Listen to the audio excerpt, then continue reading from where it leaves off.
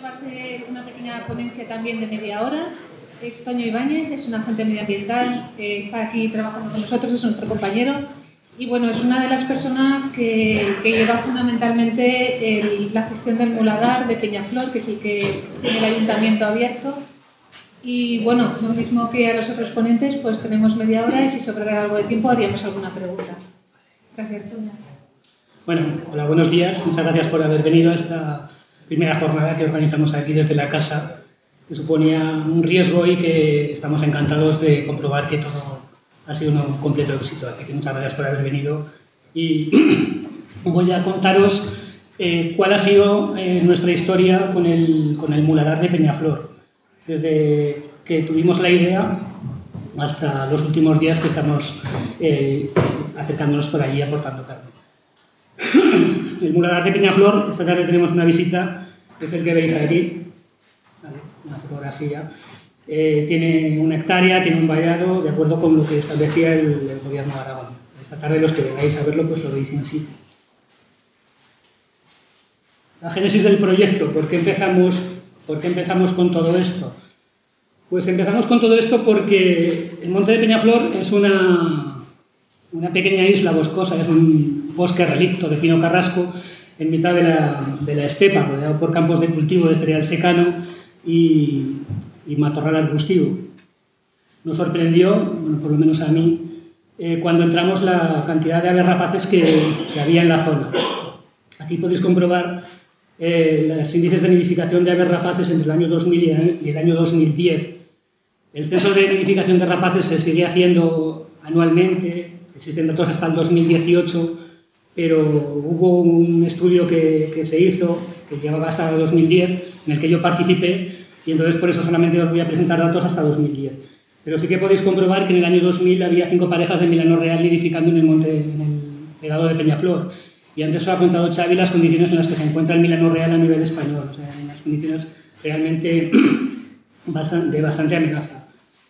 Después nos dimos cuenta de que los datos de nidificación eran bastante buenos, pero de repente en 2003 empezaban a bajar, en 2004 empezaban a bajar, y a partir de 2005 y hasta 2018 el descenso, como podéis ver, ha sido radical y bastante importante. Nos planteamos qué estaba pasando en 2005, qué ocurría para que desapareciesen los milanos reales. Entonces analizamos un poco los precedentes que había. En 1986 en Gran Bretaña se dictamina el primer caso de encefalopatía espongiforme bovina, el primer caso de mal de las vacas locas. En el año 1995 la enfermedad llegó a España y ya estaba distribuida por toda Europa. En el año 2002, antes Manuel también nos ha presentado todo el tema de la normativa, la Unión Europea publica el reglamento 1774 de 2002, que más o menos te venía a decir que estaba prohibido dejar carne, dejar alimento en el monte. Y en el año 2003 el reglamento europeo es traspuesto a la normativa española. En el año 2003 nos encontramos este nido, era el nido 79 de milano real, había tenido bastante éxito en temporadas anteriores, y en el nido encontramos los 2 pollos muertos y el adulto muerto en el nido, estaban envenenados con aldicar. Y en el año 2004 hicimos otro seguimiento de un nido de milano real, y en ese nido murieron los 3 pollos también envenenados por aldicar. No solamente las poblaciones de milano real en el monte de Peñaflor estaban descendiendo, sino que además se nos estaban muriendo los milanos reales que allí había, estaban muriendo envenenados. Afectaba mucho más el veneno al milano real que al milano negro. En la tabla, que se ve fatal, porque hemos tenido que sacrificar las tablas a cambio de que las naves se vean un poquito más, se ven un poco, la tabla nos indica el índice de nacimientos, el índice de supervivencias, y la barra morada nos indica el índice de ejemplares muertos, y la barra verde nos indica el índice de huevos no eclosionados. El caso es que en el año 2003 habían nacido, en el monte de Peñaflor, habían nacido 6 pollos, pero de esos 6, 2 se murieron. Y en el año 2004 habían nacido 5 pollos, pero de esos 5, 3 se murieron envenenados. Entonces, como os digo, a partir de 2005, 2006, cada vez había menos milanos reales nidificando en el monte, y además algunos de ellos se nos morían.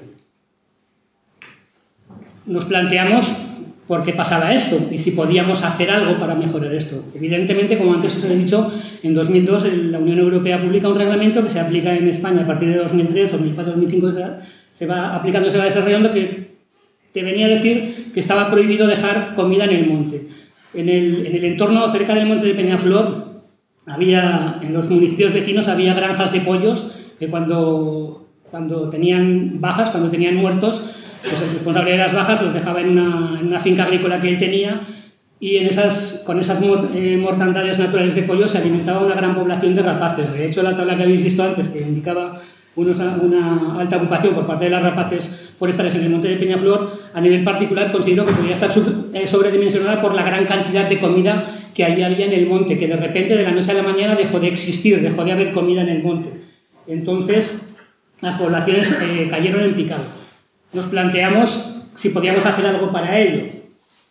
Entonces, como antes también ha comentado Manuel Alcántara, en el año 2005, gracias a las presiones del Estado español, se intenta corregir un poco la barbaridad que la Unión Europea había hecho al prohibir radicalmente los aportes de comida en el monte para las aves que se alimentan de carroña. Entonces, en el 2005 se abre un poco la mano y se establece una normativa para establecer una red de comederos dentro de la legalidad a la que antes hacía referencia Manuel. Nosotros pensamos en Peñaflor y se lo comentamos a los compañeros del Gobierno de Aragón. En nuestro caso, el Muladar, ¿por qué lo pusimos en este sitio, que está en una esquina del término municipal de Zaragoza? Pues porque cumplía las distancias a los núcleos urbanos, tenemos más de 8 kilómetros a Peñaflor y casi 6 kilómetros a Perdiguera. ¿Por qué lo pusimos cerca de Perdiguera? Porque en Perdiguera, en el filtro verde de Perdiguera, en la chopera de Perdiguera, había un dormidero de milanos reales de más de 200 individuos. Entonces también nos interesaba que la comida estuviese cerca de la posibilidad donde iban a estar los milanos reales. Y también lo pusimos en esta zona porque todos los años por primavera era una zona donde venían a dormir también muchos buitres leonados. También en los pinos siguen haciéndolo, y por eso la afluencia de buitres leonados en el Muladar de Peñaflor es muchísimo mayor en época de primavera y verano que en época de invierno, que luego veremos más adelante. El caso es que el 19 de junio del año 2006 iniciamos el camino, presentamos los primeros proyectos, los primeros trámites burocráticos y abrimos el Muladar el 28 de abril del año 2016. Tardamos 10 años en llevar a cabo nuestro proyecto. Pero bueno, tardamos 10 años, pero al final lo conseguimos. Estábamos contentos, teníamos ilusión y teníamos un objetivo en el que trabajar, un objetivo principal y varios objetivos subyacentes al objetivo principal. El objetivo principal era contribuir a la recuperación del milano real a nivel general, a nivel estatal, a nivel mundial. Esto era un poco como lo de la Agenda 21, queríamos colaborar desde lo local para lo global. Queríamos poner nuestro grano de arena para que hubiese más milanos reales en nuestro monte, en el monte de Peñaflor, en el monte de Zaragoza, y que contribuyese en general a la recuperación de la población. ¿Qué teníamos para ello? Pues teníamos un buen lugar para que nidificasen. De hecho, como habéis visto, en el año 2000 había 5 nidos. Tenemos ahí árboles grandes en medio de la estepa, en un territorio de caza bastante interesante para ellos, y unas buenas perchas donde colocar los nidos. Teníamos comida que era comida sana, teníamos comida con la que no se iban a envenenar, teníamos comida que no era veneno. No os olvidéis que decíamos que en el 2003 y en el 2004 se nos habían envenenado 5 pollos. Es evidente que si la comida te la traían ya de los mataderos, por veneno no se iban a morir. Vale. Y teníamos a la especie que nos acompañaba desde el año 2000 y que nos sigue acompañando, aunque evidentemente en los últimos años solamente tenemos una pareja. Esto un poco con el tema del medio ambiente y la ecología. Existen especies insignia, como buques insignia, especies significativas que favorecen, gracias a ellas favorecen el desarrollo y el que las cosas funcionen para otras especies. En este caso, como trabajamos para el milano real, tenemos una zona en el monte donde aportamos carne a esos lugares, a esos sitios donde pueden comer carne, pues evidentemente vienen los que veis aquí, el buitre leonado, alimoche, cuervo, milano negro y otras especies de rapaces. Nos centramos en las rapaces por cuestión de tiempo, que también veremos a lo largo de la presentación. Existe otra cosa que también nos parece muy importante, muy interesante, y es que el Muladar, también la normativa lo establecía, tiene que llevar vinculado una balsa, un punto permanente de agua. Y el agua es vida, y es uno de los aspectos más importantes de nuestro Muladar. Gracias al agua, allí vienen muchísimas más especies de las que entre comillas, está destinado. En invierno vienen un montón de túrdidos, como podéis ver ahí, hay un montón de zorzales y de mirlos. En invierno y en verano vienen un montón de paseriformes y todos los pollos, los adultos y todas las especies en paso por la zona. Es un punto donde también las especies no solamente pueden beber agua, sino pueden llevar a cabo el aseo personal tan necesario para ellas para la conservación y el mantenimiento de sus plumas. No es que se bañen por estar más limpias, no es que se bañen por quitarse el calor, sino que necesitan bañarse para que sus plumas, que muchas veces están muy dañadas y muy deterioradas, estén en perfectas condiciones.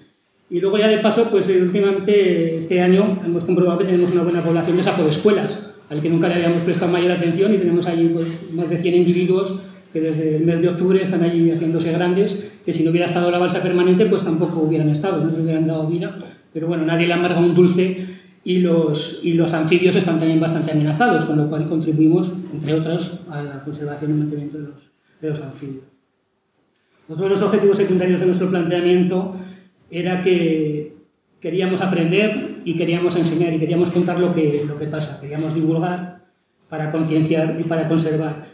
Creemos que esta fase que se me ha ocurrido aquí parece un poco de Paulo Coelho, pero bueno, es fácil perder lo que no se valora y es difícil valorar lo que no se conoce. Quiero decir que hay mucha gente que no sabe lo que hay ahí fuera. Entonces, otro de los aspectos fundamentales de nuestro trabajo en el Muladar es contar lo que hay ahí fuera en el Muladar. Una de las cosas que hacemos en el Muladar es intentar grabar y fotografiar todo lo que podemos para hacerlo público, para contárselo a la gente.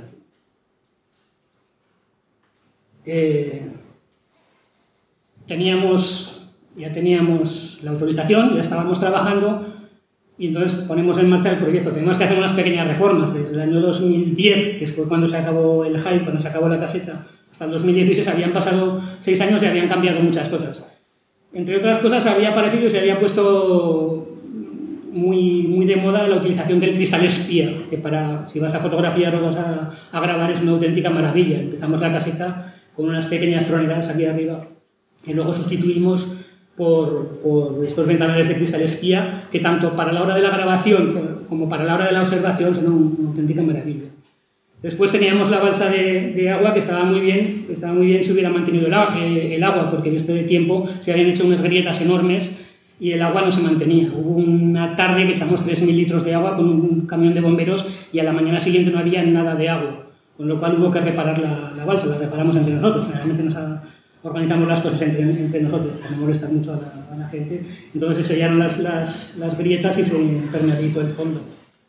Y ahora el agua se mantiene fenomenal, se mantiene perfectamente, como esta tarde veremos y nos acercamos al Muladar y ya no están los buitres para que podamos verlo de cerca. Si queremos que el Muladar funcione, pues evidentemente lo primero que tenemos que tener es comida. Si no hay comida no vienen. Por el agua sí que vienen, pero si vienen a comer pues vienen más y es más interesante, más atrayente. Como habíamos comentado, como antes ha comentado Teresa, llegamos a un convenio con Merca Zaragoza y con el Gobierno de Aragón para que nos proporcionasen el alimento. Son materiales en este caso son materiales de categoría 2, son despieces de piezas destinadas al consumo humano, que en este caso no van a ir al consumo humano. Son vísceras de potro. Al principio echábamos pulmón, corazón y tráquea, más o menos a partes iguales, echábamos 6 piezas de cada, es decir, que echábamos 12 pulmones, 6 corazones, 6 tráqueas y también hígado. Poco a poco hemos ido cambiando las cosas porque funcionamos en este tema con un poco el planteamiento de ensayo y error. En la actualidad estamos echando el 90% de tráqueas y luego os comentaré por qué. Recogemos la comida, la recogemos en 2 bidones aproximadamente de unos 25 kilos, en 2 bidones azules, la recogemos en Merca Zaragoza los jueves, de hecho ahora un compañero ha ido a recoger la comida y esa comida luego la depositamos en el Muladar de Peñaflor, en estos dos montones. Ya veis que no es una gran cantidad de comida y esto va a suponer que no van a entrar una gran cantidad de especies, aunque desde luego dejar carne en el monte y pensar que los buitres no van a comer es una quimera. O sea, si tú pones comida en el monte, los buitres van a comer. El asunto es que aparte de los buitres coman los demás. No tenemos nada en contra de los buitres, al contrario nos encanta, ¿no? Pero intentamos, por eso ponemos las tráqueas. Cuando dejamos la carne en el monte, sobre todo en esta temporada de calor, cuanto más calor hace, antes entran los buitres. En el momento que la dejas, al cabo de 5 o 10 minutos, en una situación normal, los buitres bajan y se comen toda la carne. Cuando están los buitres, también lo habéis visto en el vídeo, cuando están los buitres solamente comen los buitres, todos los demás solamente pueden mirar.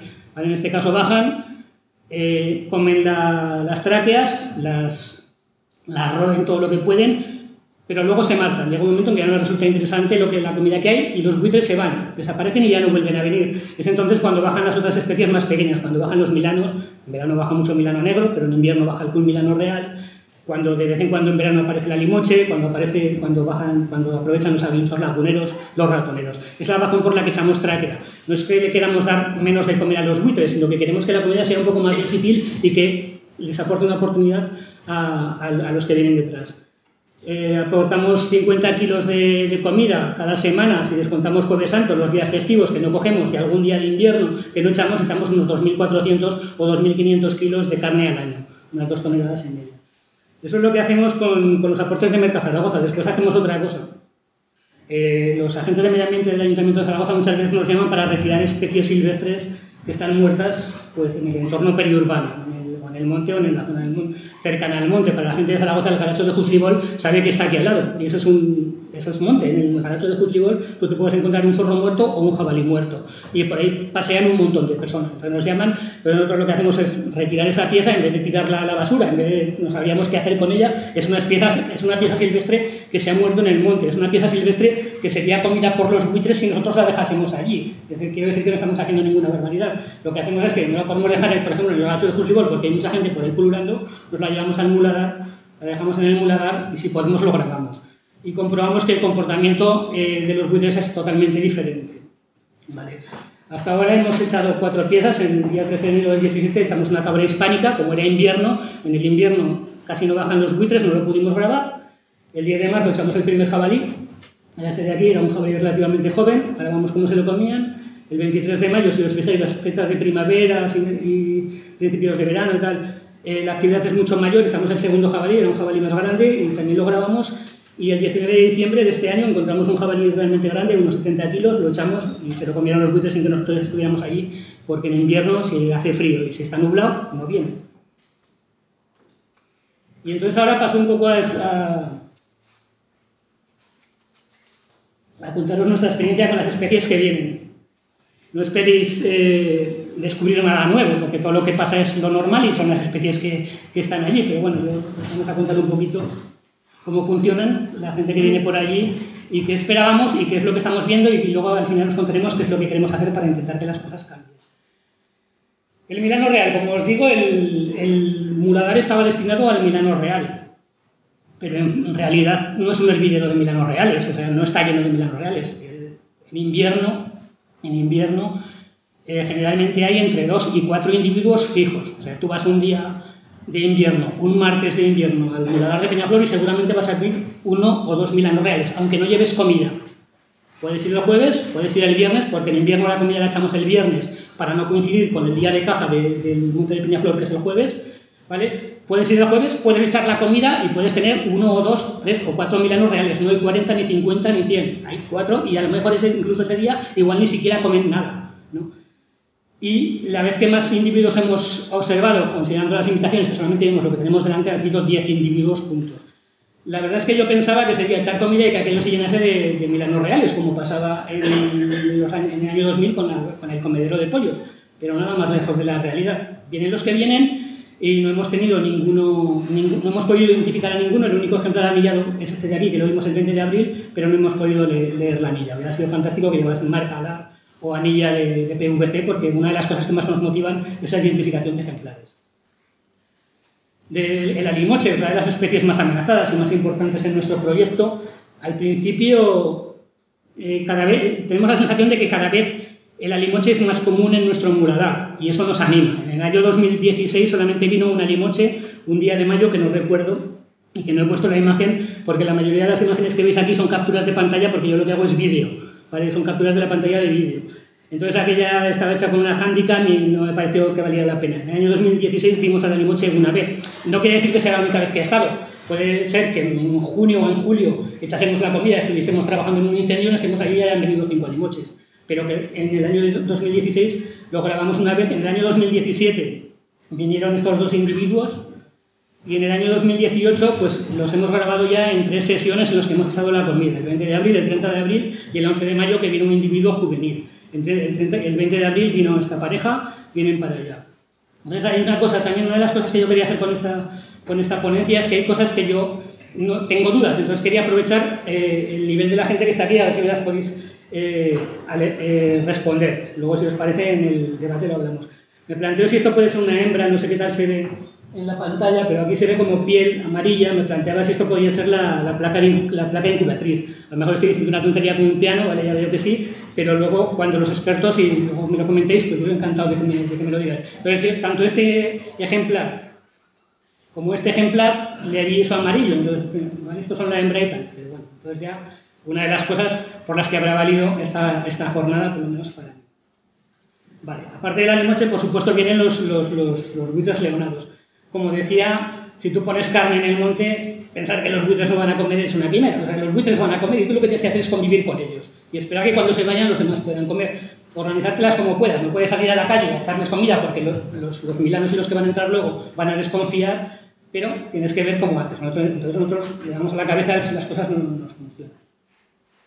Son los reyes del mulado, es la especie más abundante y la que domina. Vale. Sin embargo, sí que hemos observado un manifiesto comportamiento totalmente diferente, del cual estaría bien que hablásemos luego en el debate, es que en invierno no hay buitres, prácticamente no hay buitres. Jamás vienen buitres y casi no vienen animales a una carroñada cuando está lloviendo, casi nunca vienen cuando las nieblas son densas y cuando hace frío.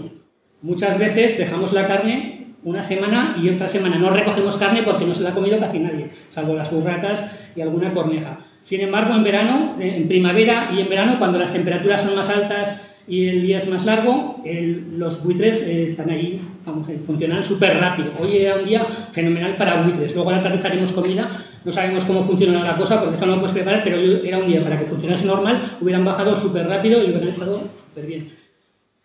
Con el calor hay muchos, en el momento que ven la Navara está el cielo lleno, tú ves el cielo vacío y de repente tienes un montón de buitres ahí arriba que muchas veces también en el momento que ven que la Navara se marcha, ya bajan, comen y se van. Sin embargo, también hemos observado que es muy diferente el comportamiento cuando pones un ejemplar entero, cuando pondrías lo que sería un animal que ellos se comerían, a cuando pones los restos de vísceras. Cuando ponemos los restos de vísceras el comportamiento es como más regulado, más ordenado. Como podéis ver aquí, están una especie de ganado, se pelean mucho menos, no hay tantas relaciones de jerarquía, no se genera la melee. La melee es que cuando están comiendo todos se ponen uno encima de otro, meten en el cuello, hacen lo que pueden, un poco lo que veíamos en el vídeo. Y tampoco se dan los desafíos. Es un comportamiento muchísimo más ordenado que cuando la presa sería una presa de un animal entero. Cosas que nos hemos dado cuenta.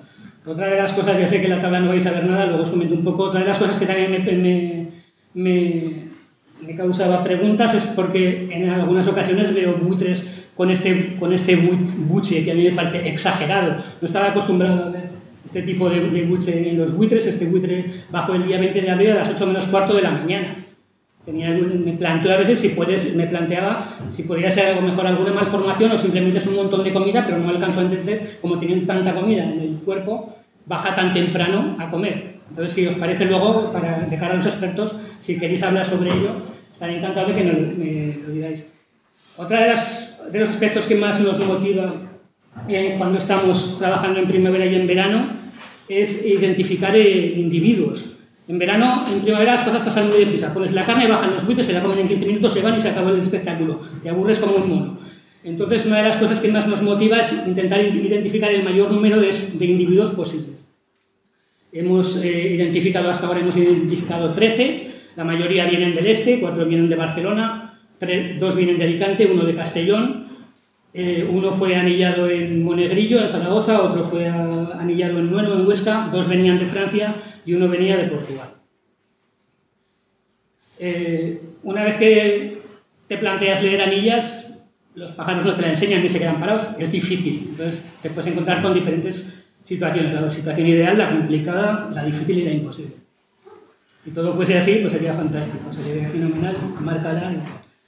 Esta es la difícil, joder, ya te cuesta encontrar una anilla, si el tío que la ha serigrafiado no se ve muy bien, gracias a que teníamos muchas fotografías y pudimos comprobar que era ADN, pero vete a saber qué podría ser eso. Esta es de las difíciles, este buitre es este buitre de aquí, que tiene aquí este guijarro colgando y tal, que eso es la marca.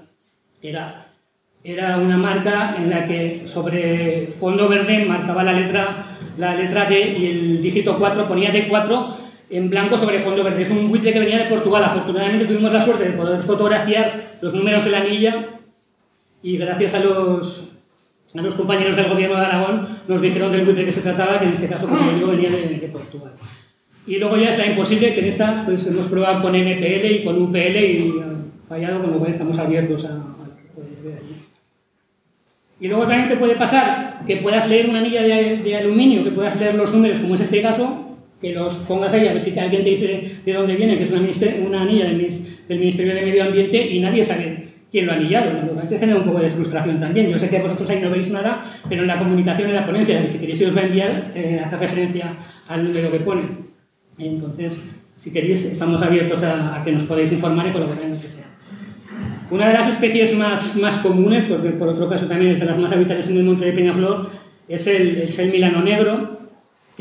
Tenemos la sensación de que el muladar cada vez está más asentado y funciona mejor, entonces la presencia del milano negro cada vez es más común, pues bueno, nos sirve para diferenciar adultos de ejemplares jóvenes, porque uno de nuestros planteamientos, uno de nuestros objetivos es la educación ambiental, es trasladar esto a la población que nos rodea, ya sea infantil o ya sea... También es muy común la presencia de los laguneros, sobre todo en invierno, básicamente en invierno, a pesar de que junto a nosotros, a 500 metros del muladar, hay un carrizal de secano donde podrían nidificar, pero vamos, no los hemos visto nidificar, entonces en invierno es común la presencia de un macho y una hembra. Este invierno han venido también 3 pollos, aprovechamos para grabar la mayor cantidad de imágenes que podemos y para diferenciar el macho de la hembra de los pollos. El pollo se parece a la hembra, pero los ojos son más oscuros y el color del pico también es diferente. Vale, los ratoneros. Al principio no nos entraban ratoneros. En 2016 no pudimos grabar a ningún ratonero. No quiere decir que no hayan ido, a lo mejor fueron y nosotros no estábamos. En el 2017, en 2016 no lo vimos, en 2017, en este invierno, a final del 17, primeros del 18, hemos grabado a 3 ejemplares. Uno que era oscuro, más grande, corpulento y con las garras muy fuertes, y otros 2 ejemplares con un plumaje totalmente diferente, porque los ratoneros es la especie que mayor variabilidad tiene en su plumaje. Este ratonero que os digo, que es grande y fuerte, puede que sea una hembra, está anillado, pero de esa anilla solamente hemos podido leer 4 dígitos. Nos faltarían el resto de dígitos, nos hubiera hecho ilusión grabarlo más. Mira que lo intentamos, pero no pudimos más. No pudimos hacer más. Este no es muy común, nunca lo hemos visto comer, pero como antes decía, la balsa tiene su atractivo. Es un aguilucho cenizo. Yo no sé si es un aguilucho, si es un macho joven o es una hembra. Entonces luego en el debate, si alguien me lo puede confirmar, pues se lo agradeceré también. No los hemos visto nunca comer en el muladar, pero como podéis ver aquí, pueden venir a beber y a bañarse. Los córvidos. Mucha gente piensa, como os digo, nuestro planteamiento va dirigido a la educación ambiental, que la corneja y el cuervo son lo mismo, pero son bastante diferentes. El cuervo es casi un tercio más grande, el pico es enorme, la cola del cuervo es romboidal, el pico es muy grande. Se establecen en parejas para toda la vida. Ahí la pareja del monte de Peñaflor es habitual, pero también hay otra cosa que antes también ha comentado Xavi, que ya me ha dado la solución, que de vez en cuando, en el 2017, había 12 ejemplares de cuervo y en 2018, el 5 de abril, vinieron 22 cuervos heridos. Para mí no era normal ver a tantos cuervos, no sabía qué es lo que pasaba, había escuchado antes a Xavi, que seguramente serán grupos de jóvenes que se han juntado, que pasaban por allí, aquí ya habían pasado los buitres, es lo que os comentaba de aprovechar la tráquea, los buitres ya se han alargado, han comido, y ellos hacen lo que pueden.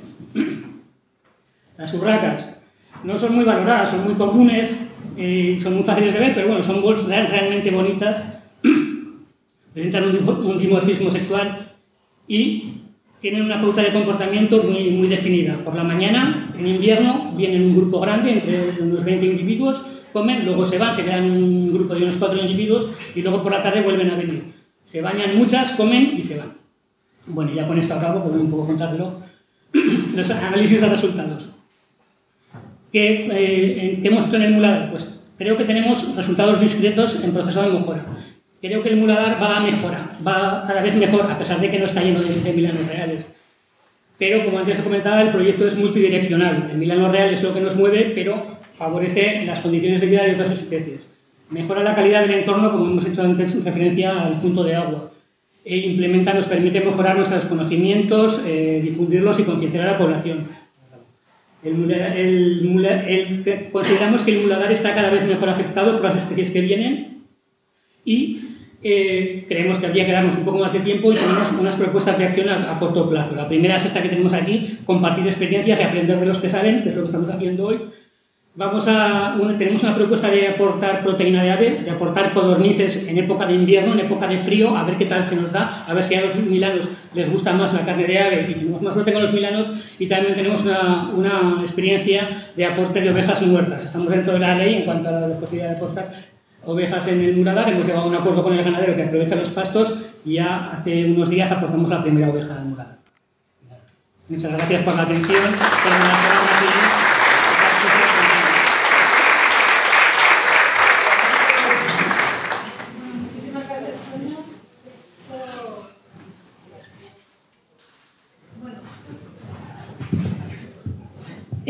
Ha sido interesante porque es los primeros datos de una experiencia concreta de gestión y bueno, para nosotros pues eso, han sido muchos años para conseguir esta gestión y bueno, y nos ha aportado otra cosa más que son preguntas para el debate, así que fantástico.